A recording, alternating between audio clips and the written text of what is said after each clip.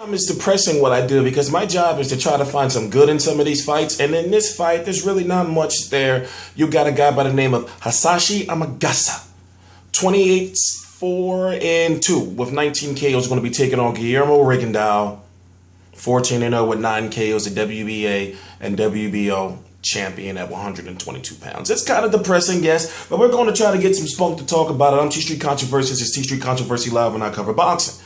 The fight is going to be taking place in Osaka, in Japan.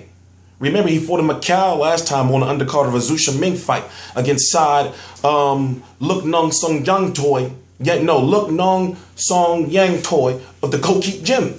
How do I know this stuff? And that's why I shouldn't. Guillermo Rigondeaux is the best 122-pounder in the world. But then when you look at guys like Carl Frampton, maybe a Scott Quigg, you know, hell, maybe an Leo Santa Cruz. And Leo Santa Cruz don't be fighting nobody, but at least he active. I guess you can't use the double standard in this situation. I just want the best for Rigondeaux. And at this point, remember, he's 33 years old, if not a little bit older. You know, he's got to start making money now. And it's not that fighters necessarily do not want to fight him. It's a risk of, okay, there's a good chance you're going to get Cuban schooled and get beat up. But then there's also the very big chance you're not going to make no money. Rigondeaux just does not bring in the money. For example, his last fight, well, it was supposed to be a fight with him and this guy called Carlos Avalos.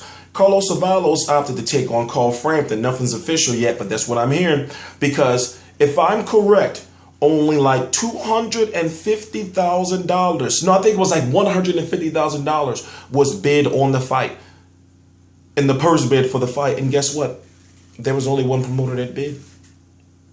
100. You know what that means? That means Rigondeaux what? Making like $100,000, $150,000 a fight? What is this? Times are bad for the Rigo, but it's not necessarily him. As I said, I always use this analogy. Cuban school is a system. Cuban school boxers do not put in overtime. Cuban school checks their hours. If they're working 40 hours a week, says exactly 80.00. There will be no 80.012. Nothing. They only do what they're supposed to do and nothing extra. For example, Aries Landy Lara, jab, jab, left hand. His job is to outbox you. His job is to go out there and stick to the system. The system always works. You know, you stick it to that Bill Belichick Duke system. It's a system.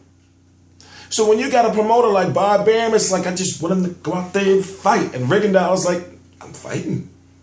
You want me to do overtime? There's no, I'm doing what you asked. I'm winning, right? That's the way they look at it. I'm winning, right? Don't matter how I'm winning. They don't deviate from the plan. You'll never see Rigondeaux or Aries Landy Lara in like going in the phone booth.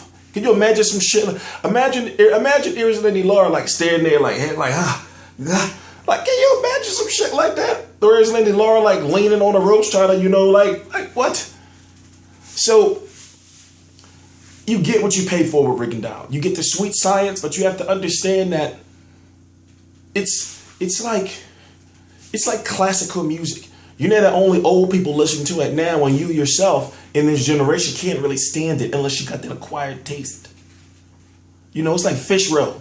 You know, it's got to have that acquired taste. That's Rigondeaux. Like, you were like, hey, when I watch a Rigondeaux fight, you know, I sit back and I relax. I be like, all right, you know what?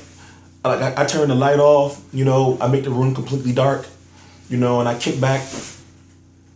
But in his last fight, I forgot to mention, he fought this guy by the name of Sod Looknongyangtoy with the Kokietgym. Anyway, long story short, he kind of went bad because he went out there and knocked this guy out, but the way he knocked him out was basically a cheap shot.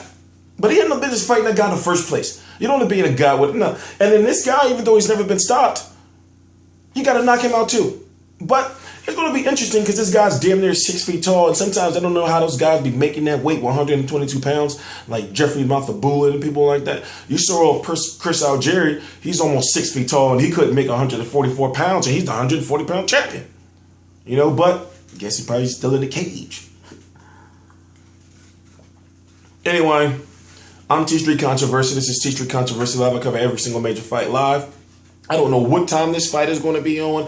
I don't know what if it's it's not going to be on American television.